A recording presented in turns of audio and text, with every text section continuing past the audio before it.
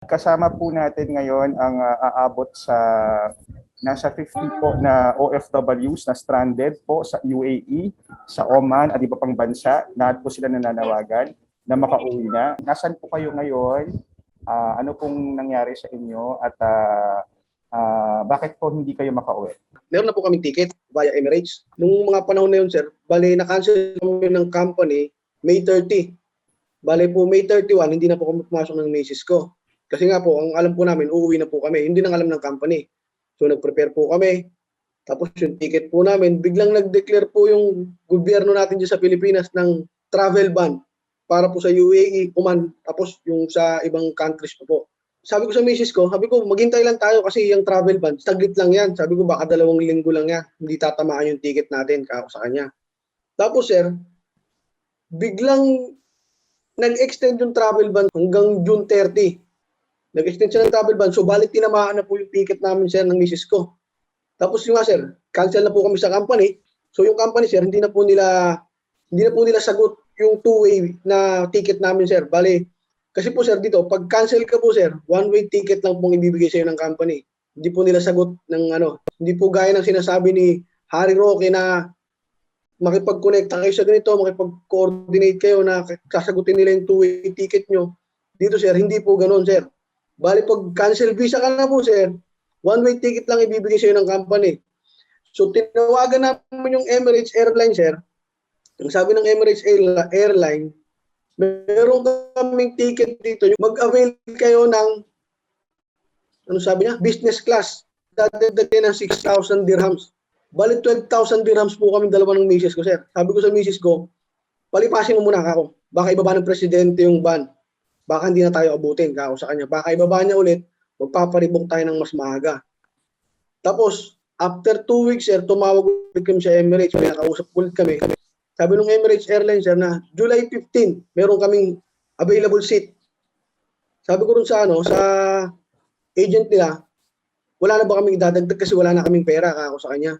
Hindi sir, wala na. Sabi niya, bali yung binook nyo nung last time, ililipat lang natin ng July 15. Kaya sir ngayon, meron kaming ticket ng July 15.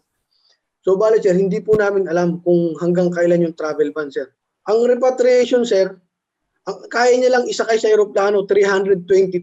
Maghahati pa po yung Abu Dhabi at Dubai. Ang problema, hindi po kami natawagan.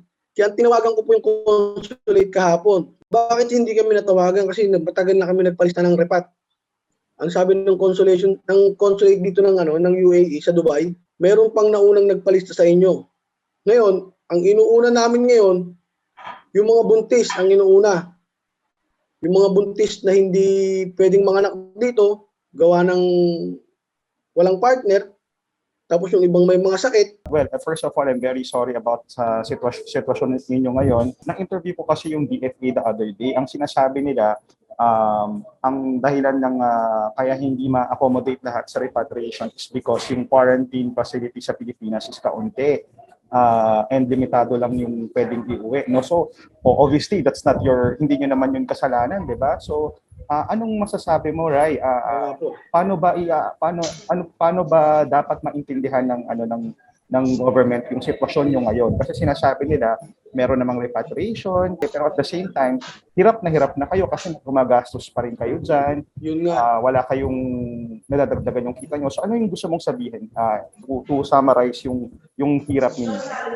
Kung pinupush talaga nilang repatriation, sana sir, magpadala sila ng maraming eroplano or repat plane. Magpadala sila ng repat plane na mas marami. Kasi hindi kayang i-accommodate ng isang eroplano sir ang mga OFW na stranded rito sir. O kaya sir, much better, i-lift nila ang ban kasi sir lahat kaming OFW rito, mostly ng OFW sa UAE. Dahil company rules, UAE rules sir, pag wala kaming bakuna, hindi kami pwedeng magtrabaho sir. Every 2 weeks, magpapaswab test kami. Kailangan namin mag-present ng negative PCR test sa company. Ang sa akin lang sir, sana i-lift nila ang ban. Yun lang naman sa amin sir, sa aming mga OFW. Lahat kami mga OFW sir. May mga ticket kami, may mga bakuna kami. Sir, safe kami. Para sa amin sir, safe kami mga OFW. Iniintindi naman po namin sir yung sa Pilipinas sir. Ang tanong ko lang po kasi sir, bakit po kasi sir hindi nililift yung ban sa UAE? Tama naman sir yung sabi ni sir na bakunado naman every week, may swab testing na nangyayari. Kung ang Pilipinas po kasi is natatakot po sa Delta variant, which is acceptable naman po talaga, sir, para po, sir, sa lahat ng mga tao sa Pilipinas. They protect the country, the Philippines, accepted po. Wala naman po doon tutol. Ang sa amin lang po kasi, sir, is yung mga OFW, sir, na 2 years na pong nasa trabaho, parang syempre, sir, mentally devastated na rin po sila, gusto na rin po makita yung anak. Bakit kailangan po kasi, sir, i-lift yung ban kung sumusunod naman po yung mga OFW sa UAE sa protocol na sinasabi? Like for example, sir, sabihin na natin, sir, sa aeroplano pa lang, sir, naka-PCR test na po yan, sir, 72 hours kasi hindi naman po sila tatanggapin ng airlines kung walang PCR, negative PCR test. Tama po ba? So, kung yung protocol na gusto nila, sir, suggestion lang naman po, sir, di ba? So, 3 to 5 days or 7 days, wala naman pong problema doon. So, after po nun makapunta na po dun sa aeroplano, bababa po sa Pilipinas, quarantine po, wala pong problema. Para po ma-shorten lang po talaga, since kung ang iniisip po nila is within 3 to 5 days magkakaroon ng symptoms, ganyan. Yun po kasi yung nakikita kong kinakatakot nila. So, quarantine po sa hotel within 5 days or 6 days po, swab test, and then they good to go po. Pwede rin naman po sana i-home quarantine na lang din po sana yung mga Pilipino, since negative naman po yung PCR test result nila, or pwede rin po sana, upon arrival, pwede na pong magpa-swab test po, di ba? Okay. Tapos, kasi parang sarili mong bansa, parang pinagkakaitan ka ng territory namin po yun, parang dapat nga po kakampi namin yung Pilipinas kasi nagwo-work po yung ibang OFW para sa Pilipinas na hindi naman sila nabibigyan ng trabaho. Parang ganun lang naman po, parang balansehin pong maigi para po sa para maayos po yung maging sistema, hindi yung pabago-bago po, parang paano po makikita yung integrity ng isang namumuno kung pabago-bago po siya ng salita? Ako po taga-Oman po ako. I think a month ago, I asked for help po sa embassy, Philippine Embassy ng Oman.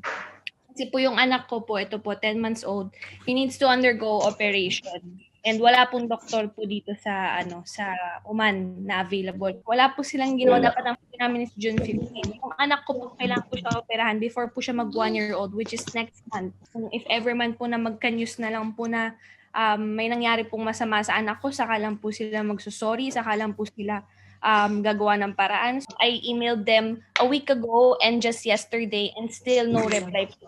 Talagang parang wala po silang pakialam sa amin. So, Oman kasi isa yung Oman sa mga kasama dun sa mga may travel ban. Okay. Ang hirap ng sitwasyon nyo kasi kayo naman medical condition, kailangan nyo umuwi ng Pilipinas at inabutan kayo ng hanggang ngayon because of the restrictions.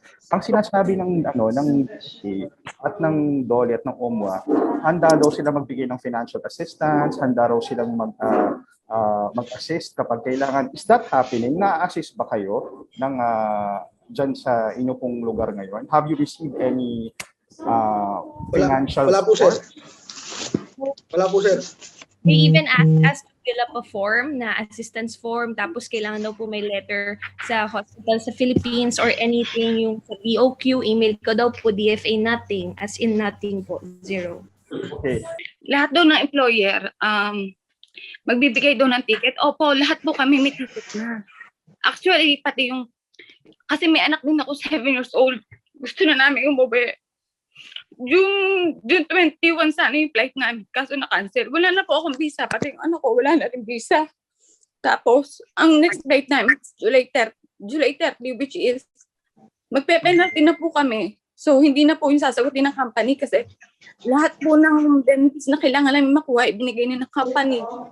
Ticket, tapos yung rent namin sa bahay, diretso. Tapos yung pagkain namin, diretso pa rin ang pagbabayad, tapos magbabayad pa kami. Okay. So, yung sinasabi po nila na lahat ng employer mandatory magbibigay ng ticket, totoo po yun. Kaso, paano po kami makakaalis? So, ang sabi po ng travel agency ko, sabi ko yung parang hindi ako magkaroon ng case. Kasi kung gano'n, magpapatong-patong yung problema namin dito. wala na kami ang gastos, tapos stranded kami. Tapos magkakaproblema pa ako sa visa at saka sa passport. So, hindi na namin alam po anong gagawin namin dito. Nandito pa yung 7 years old kong anak, which is, paano pag nag-start na yung school sa Philippines, kasi doon na namin siya ipapapasukin. So, wala na po kaming option. Kailangan na talaga namin umuwi. Nagme-message na kami sa consulate, tatawagan na lang kami, pero wala naman pong tumatawag. Sasabihin nila, bibigyan nila kami ng assistance. Paano? Hindi po namin alam kung ano yung sinasabi nilang tulong. Kasi wala po kami nararamdaman na tulong para sa kanila. Okay, Miss Michelle, kayo po ba ay saan po kayo eksakto sa UAE ngayon? Sa Amal Queen po kami. Okay. At After kayo, po ng Dubai. okay, kayo po ay nag-work dyan, tama po ba? Nag-work po ako, pero finish contract po. Contract Cancelled na po. Pa. Okay. And then tama ba dyan sa UAE kapag finish contract na at nag-expire na yung visa, merong penalty, tama ba yon? Merong... Opo. After ma-cancel po yung visa namin, 28 days lang po kami pwede mag-stay dito. So after po noon, magpe-penalty na po kami 25 dirham or almost 400 dirham po, 400 peso po sa atin. Dalawa po kami ng anak ko. Ito napakalaking burden po nun sa amin. Hindi na po namin alam kasi wala na po akong trabaho. Ang laki ng binabayaran naming fines dito. Kahit sabihin ng government na sige, umuwi kayo magbayad ng quarantine, mas okay po yun sa amin kasi kaysa magbayad kami ng penalty dito, wala na kaming pera dito pambayad ng penalty. Tapos in the long run, baka magkaroon kami ng kaso. Pag sobrang tagal na namin mag-overstay dito, mas lalong mahirap po ang process, mag-outpass pa kami. So pag nag-outpass, mabablacklisted kami, ganun. Nandito din yung iba namin pamilya. So ang kailangan lang po namin, malip yung ban para makauwi kami. May ticket po kami, hindi po kami kailangan gastusan ng gobyerno. Yes, okay. Thank you, Miss Michelle. Si Justoni, si Sir Justoni, can you unmute yourself? Ano po ang gusto niyong klaruhin dun sa mga naririnig niyo from, syempre naririnig niyo yung mga pahayag ng Palasyo, ng DFA, ng DOLE, ni Secretary Roque. Ano doon yung response niyo? Kasi more or less, alam naman nila yung sitwasyon nyo dyan, di ba? Pero you've heard them also reply. Ang problema kasi namin, sir, tapos na kami ng contractor, sir. Grabe, pahirap talaga yung ginagawa nila, sir. Sobra. Ang problema lang nito, pag ayaw na ng kumpanya namin, pag hindi na kami asikasuhin, kasi yung kumpanya namin, willing magbili ng ticket, sir. Tapos yung sinasabi ni Harry Roque na atat kaming umuwi. Sana inintindi nila yung sitwasyon namin dito. 4 na buwan, 3 buwan kaming natingga. Yung kakarampot namin na ipon, sir, nauubos talaga. Tapos yung pamilya pa namin, 10 kami dito sa company namin. Yung mga kasama namin, inaaway na ng asawa nila. Siyempre, wala nang maipapadala. Napakahirap. Pagtatawag kami sa UWA, tumatawag kami. Yun lang sinasabi nila, mag-apply kayo sa repatriation. Ang sabi namin, sa daming nag-apply, paunahan din yung pasurtihan din yung maka-abil doon eh. Hindi naman kami inaasikaso. Yung nakaraan, pumunta kami ng UWA. May mga buntis doon sa labas. Kahit man lang isang Pilipino ang lumabas doon na nagtatrabaho, kausapin kami para ganito ang gawin nyo mga kabayan. Walang lumabas. Kasi ang sabi nila, appointment.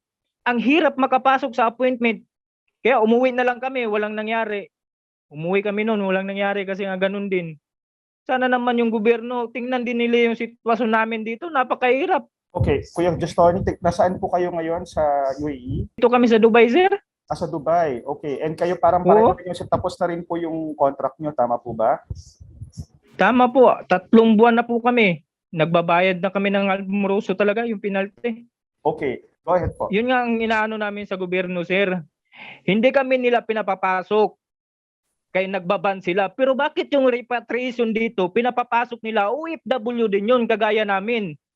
Tapos sinasabi nila, yung Pilipinas, sir, naghahagilap pa ng baksin yan. Nauna kaming nabaksin dito sa Dubai. Kung alam lang ng gobyerno, sana yun eh. Nauna kaming nabaksin dito sa Dubai, pero bakit ginaganyan nila kami? Grabe. Sobrang pahirap. Ang problema namin ito, pagdating sa airport, siyempre sa immigration, penalty kami. Okay, thank you for that. Pasensya na po kayo. I wish I can do something now for all of you.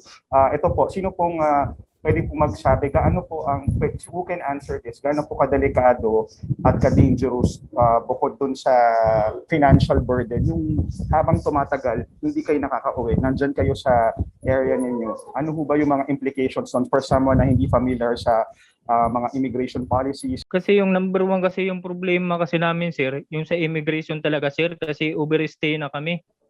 Tapos yung problema pa nito, yung kumpanya namin, kung manawa na sila, kung hindi na kami asikasuhin. Tapos siyempre sir, yung mga pamilya din namin sir, kasi kung nasa Pinas kami, makakapag ano kami ng diskarte ng trabaho para sa pamilya namin. Di siyempre hindi kami padagdag sa pabigat sa gobyerno sana.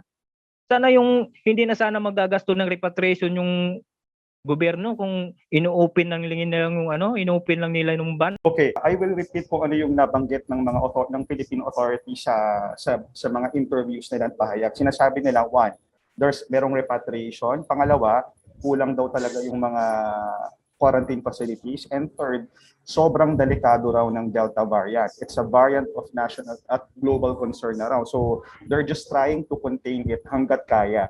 Pero here you are, all of you ngayon, hindi makauwi.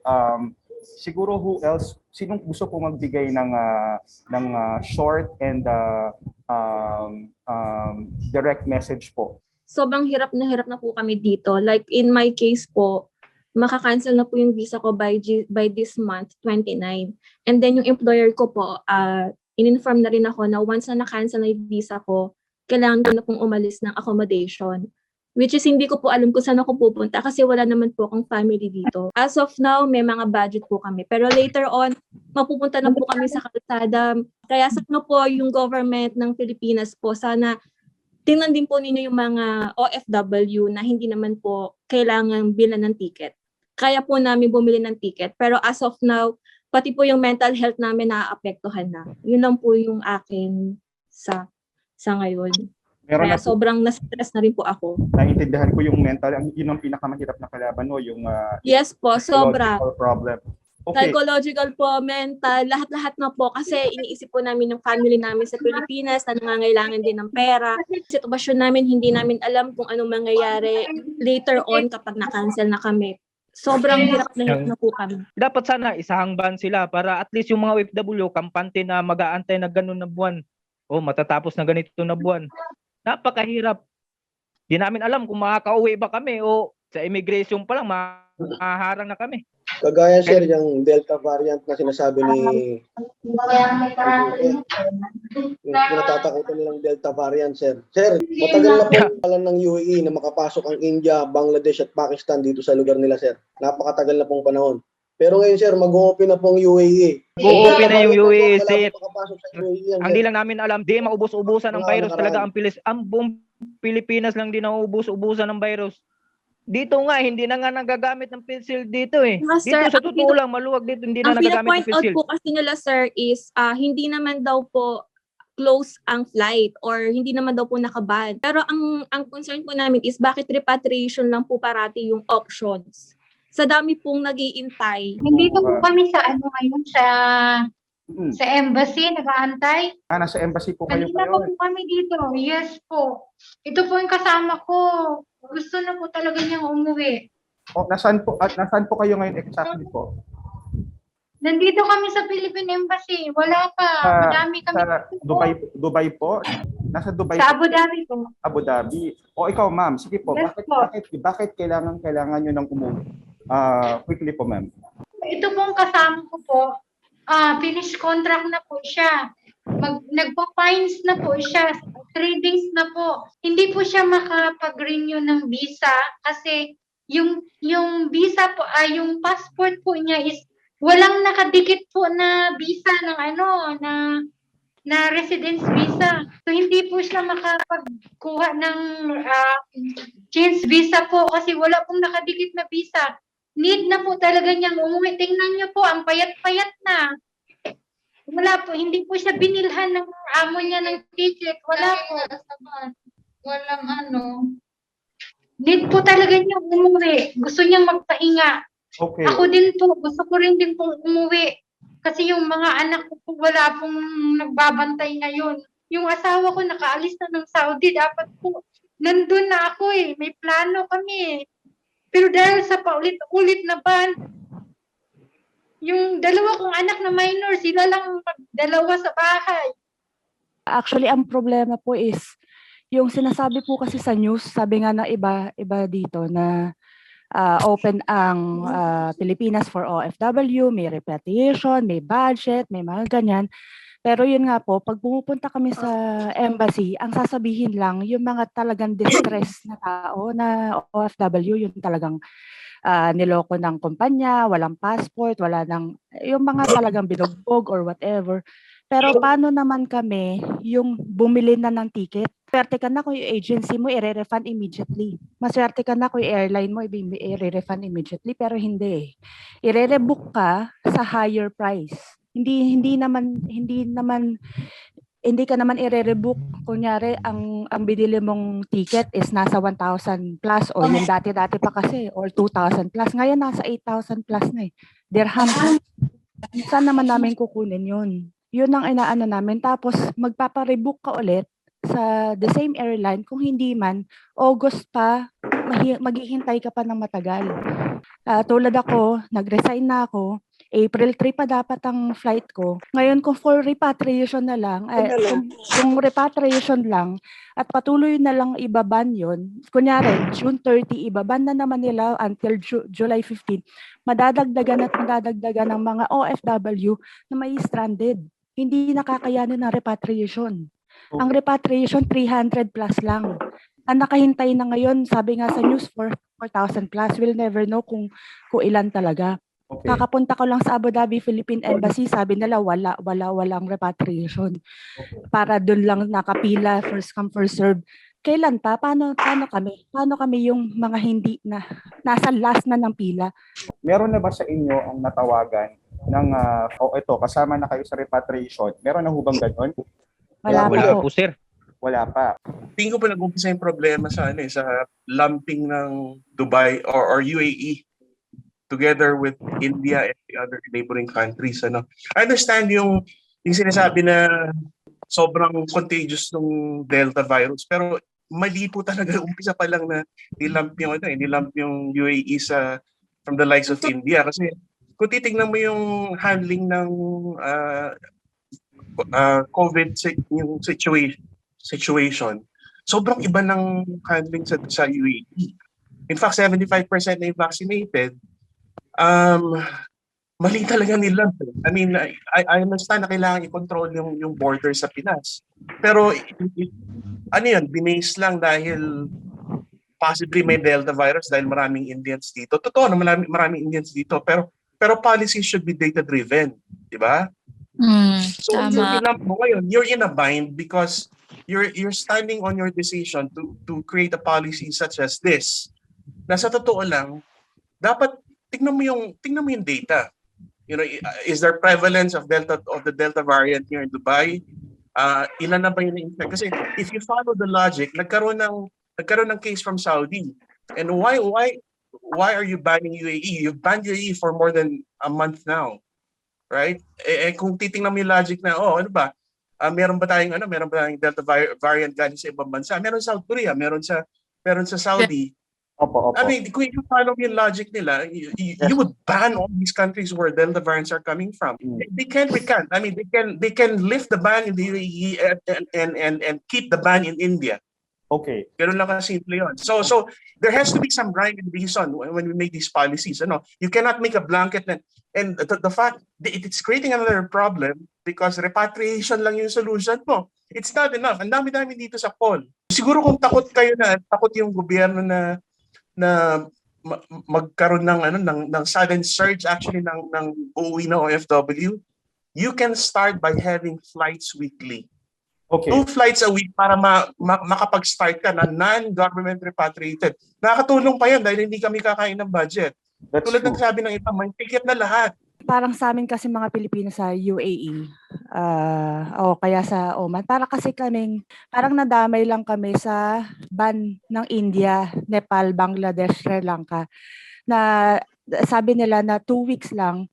Tapos kung kasing dami siguro ang kaso ng India, ang UAE, matatanggap ko pa, matatanggap pa ng mga Pilipino dito sa UAE. Pero dito sa UAE, napaka-controlled, napakahigpit ng protocol.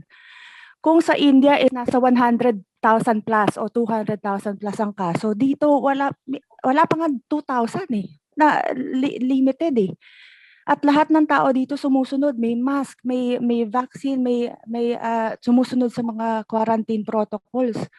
Pero bakit parang nadamay ang UAE at Oman sa total ban para sa India? Gusto ko lang po sabihin ulit na sa akin po is kung sarili po naming nating gobyerno, hindi po kami matulungan, sino pong tutulong sa amin? So maawa po sana sila sa amin, sa anak ko po na kailangan po operahan. Araw po ang binibilang na magkakaroon po siya ng mas maraming complications. Nag-ask po kami for medical assistance, wala po talagang ginagawang gobyerno. So maawa po sana sila sa amin at i-lift na po nila ang travel ban sa UAE at Oman. Yun lamang po. Ako po kasi, ang kaso ko po ay nag-resign po kasi ako noong April, so plano kong makauwi ng May. So di ko na rin po alam kasi gumagana na rin po yung grace period ko Maandar na rin yung grace period, nagmumulta na rin po ako. So ngayon po, parang naipit ako. Di ko alam kung magtatrabaho pa ako kasi wala na ako sa wisyo magtrabaho, sir. Naka-accomplish ko na po yung mga tungkulin ko bilang anak.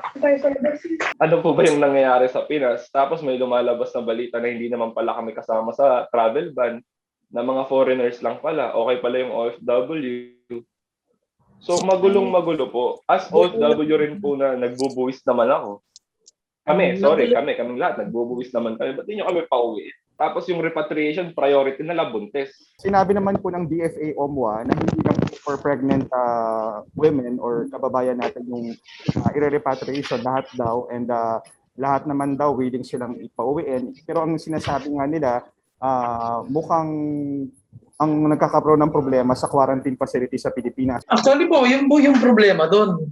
Bakit nasisingle out po yung UAE pagdating doon sa mga Pilipinong umuuwi? Since kamukha po noon, parang masasayang po yung pagka-vaccinated namin, kamukha niyan. Alam naman po natin yung effectivity ng vaccine natin, mga 6 months to 1 year, di po ba? Kung ma-hold kami ng ma-hold, di ibig sabihin, nawawala na yung effectivity ng vaccine, nawawala ng silbi. Anyhow, just yesterday po, nakapagpa-vaccine na po ulit ako ng booster. Kamukha po noon, ang UAE po, pinag-uusapan na po, booster. Sa Pilipinas hanggang ngayon, hindi pa nga matapos-tapos yung unang vaccine, tapos ang nakahold. Pagpapasok ng UAE, talagang napaka-unfair. Kulang na kulang po yung repatriation. If you are trying to take the numbers of daily na gustong umuwi, tapos twice a month lang yung ibibigay nilang repatriation. Gumagastos ang gobyerno para sa repatriation ng ibang meron namang panggastos para pauwi, gagastusan nyo itong mga to ng ticket.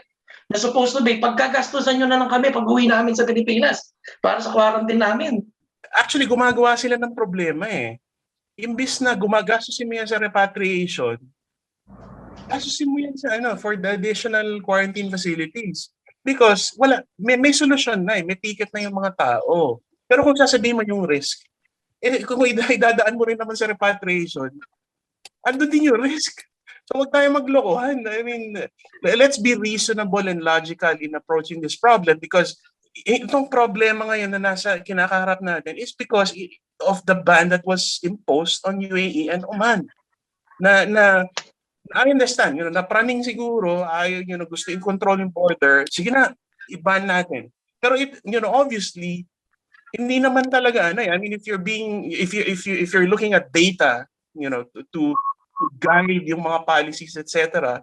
That was one instance of a seaman na nag-transit sa Dubai. That doesn't speak for the situation of COVID in Dubai or UAE in general, di ba?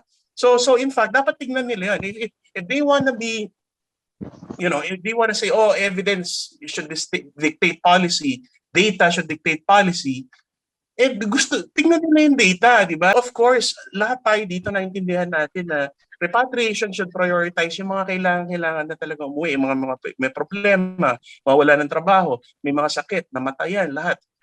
Pero the simple fact is, yung repatriation efforts right now, unless gawin nila yan every week, 2 flights a week, kailan pa tayo matatapos sa repatriation, di ba? Okay. At hindi lang naman yun yung mga may kailangan ng tulong.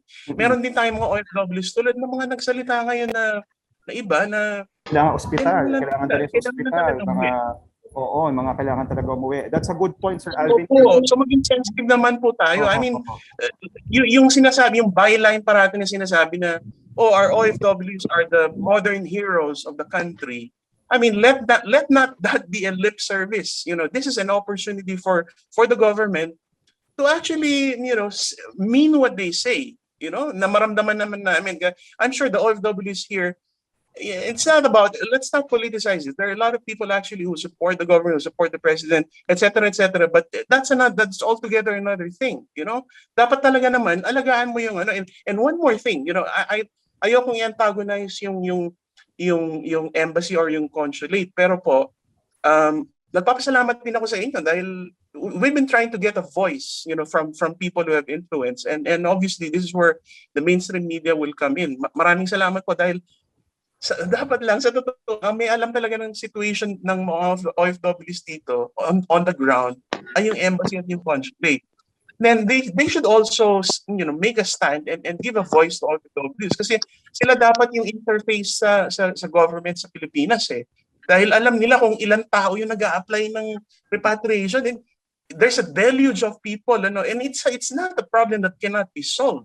It's a problem that can be solved by lifting the ban. Kung nagkamali ka man sa umpisa, a wise leader is someone who recognizes kung mayroong mga maling pag-impose ng halimbawa pag-lump ng UAE and Oman with India and the other countries.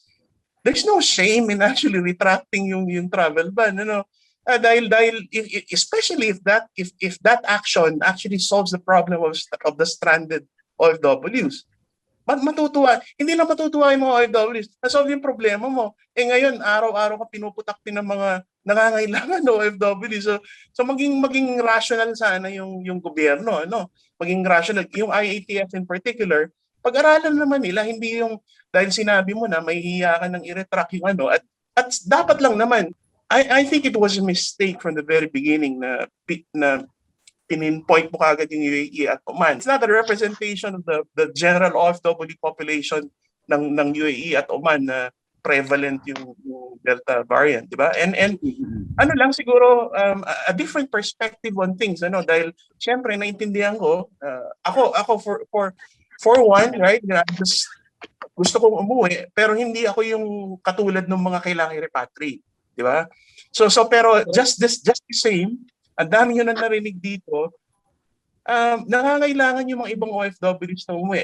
Sa totoo lang, Mr. JP, hindi I cannot explain what the others are experiencing, pero itong pandemic na to, hindi mo pwedeng maliitin yung concern ng OFWs dahil yung mental strain, yung emotional strain actually, that affects everything else. Performance sa trabaho. We're not even talking about tinignan naman natin yung data na pag hindi natin napagbigyan itong mga to dahil syempre yung emotional strain, aksidente sa trabaho. At sana naman sensitive naman sa pangangailangan ng mga OFWs. Libo-libo. Diba?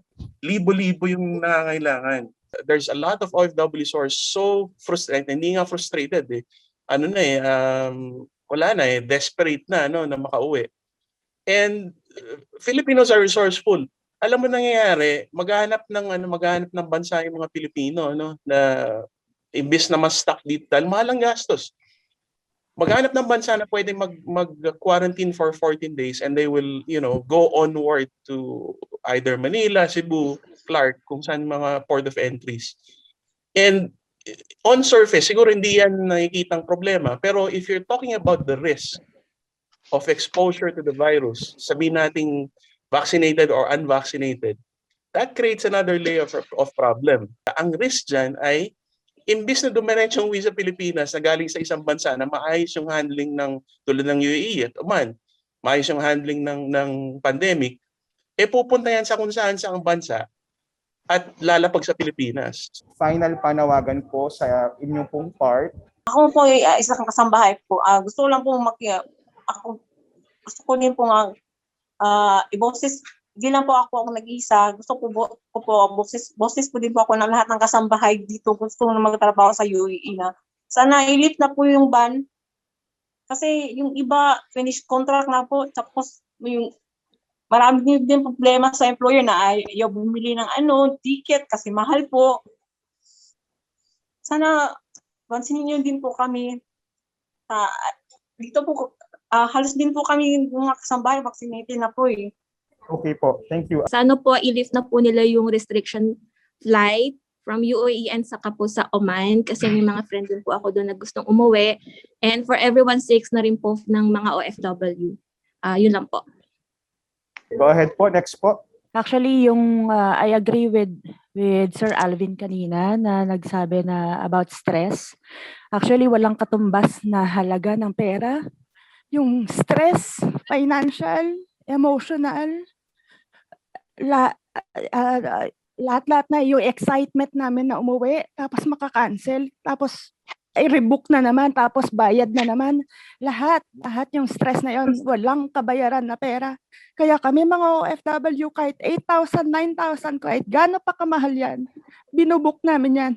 Kaya nananawagan po kami sa gobyerno natin in behalf of the OFW here in UAE o kaya sa Oman, na ang kailangan po namin is lift yung ban, hindi lang repatriation, dahil hindi lahat kami nangangailangan ng repatriation.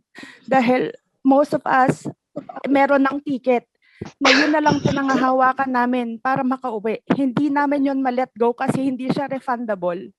Na ganon kahalagang pera, hindi namin mapakawalan ng ganon. I-lift yung ban, hindi lang puro repatriation. Pagdating namin ng Pilipinas, kung wala man hotel or what, kahit sa bahay na lang kami mag-quarantine or basta makauwi lang kami ng sarili naming bansa. Yun lang sarili naming bansa, hindi namin maiuwian. Yun na, nakaka-stress pa isa-isa. Okay, thank you, Ms. Catherine. Next po, ma'am. Opo. Ang concern ko lang po dito kasi ilang beses na po ako cancel, sir. Ako po kasi nahabol ko po yung nanay ko, syempre. May sakit na po siya at matanda na. Ilang beses na po cancel yung aking ticket gawa po ng ban. Ayun lang po ang panawagan ko. Sana naman po, kami naman po kasi dito lahat is na-vaccine na po talaga. Vaccinated na po kami lahat dito sa bahay at sa buong UAE po, halos lahat po vaccinated po. Sana naman po, iksiyan po natin yung quarantine natin sa Pilipinas kasi syempre po, tayo po ay kailangan po rin natin ng imagine nyo sir, kami lang po is 2 months lang po yung binigay ng amo sa amin para po magbakasyon sa Pilipinas. Kung sa 2 months na po yun, nakukuha na po lahat, halimbawa 14 days or 10 days or ilang days po yung parang wala na po kaming oras sir. Imagine nyo sir, ako po, isa po akong 14 years nagtatrabaho dito sa UAE. Ang uwian ko po is only yung 4 years po. Ngayon po, hindi na ako makakauwi dahil po sa pandemic. So ang concern ko po, yun lang po kasi para padalian po natin yung problema natin na para makita natin ang mahal natin sa buhay. Ang nanay ko po, sabi niya, wala akong hinahanap. Hindi ko kailangan ng pera mo, bunso. Ikaw ang kailangan ko. Sabi ko, sir, sobrang sakit po, sir. Opo. Hindi naman ito dahil sa amo kasi ang amo ko napakabait po. Sir, ang panawagan ko lang sa IATF and sa government is maging flexible sila sa decision making nila regarding OFWs. Kasi merong sa dami ng OFW sa buong mundo, hindi lahat is magiging eligible sa repatriations. Iba-iba din po ang situation. Ayun lang po yung gusto ko sana mangyari sa government. Maging flexible sila. I know gusto lang nila sa Pilipinas is maging safe. Hindi naman ang gusto ng mga OFWs eh. Sino bang OFWs ang gusto magdala ng virus sa sarili nilang pamilya? If they want quarantine as 14 days, so be it. Gusto nila kaming swab test ng 3 times, 5 times, bahala sila kung ano gusto nilang gawin. We just want to go home. Kasi katulad ko, 4 years na po ako. Last time nakita ko yung bunso kong anak, 1 month old lang. Ala ko this Father's Day, makaka-uwi ako sa anak ko. Wala, dito po ako tulala. Anong gagawin ko? Kasi wala akong trabaho. Nag-cancel visa ako. Sana po, maging flexible sila. Hindi 350 passengers every 2 weeks. Kailan po kami makakauwi lahat? Hindi po ako lumpo. Hindi ako may sakit. Wala lang akong trabaho. Gusto ko lang umuwi sa Pilipinas. Masama yung pamilya ko. Ayun lang po. Salamat. Saan po kayo sa UAE? Nasa Abu Dhabi po. Abu Dhabi po kayo. O ano na lang po, okay, I'm so sorry to hear that po. We're also investigating and checking kung talaga bang nagmamatch yung statements nila na sinasabi nilang cap and actual problem nila sa quarantine facility sa actual na nakikita on the field. So we're also checking on that. Ang dami palang layers ng problema ninyo, no? I mean, para siyang domino effect, no? And you will never understand until ma-experience mo talaga siya first hand, kagaya po ninyo, no? Nandyan po kayo ngayon.